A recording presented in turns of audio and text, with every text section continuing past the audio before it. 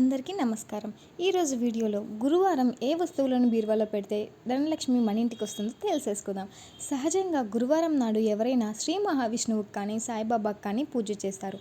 అయితే గురువారం నాడు శివుడిని పూజించినా మంచి ఫలితం ఉంటుందంటున్నారు. ఓ కొబ్బరికాయను తీసుకొని గురువారం నాడు శివాలయానికి వెళ్ళి కొబ్బరికాయను శివలింగానికి తాకించి మనసులో ఉన్న కోరికని చెప్పి శివపార్వతులను పూజించి ఆపై ఆ కొబ్బరికాయను ఇంటికి తీసుకువచ్చి బీరువాలో భద్రంగా పెట్టాలి. అలా చేస్తే ఐశ్వర్యం వస్తుందని చెప్తున్నారు. ఏవైనా ప్రత్యేక సందర్భాలలో ఆ కొబ్బరికాయను తీసి పూజలు నిర్వహించుకోవచ్చు అని సూచిస్తున్నారు.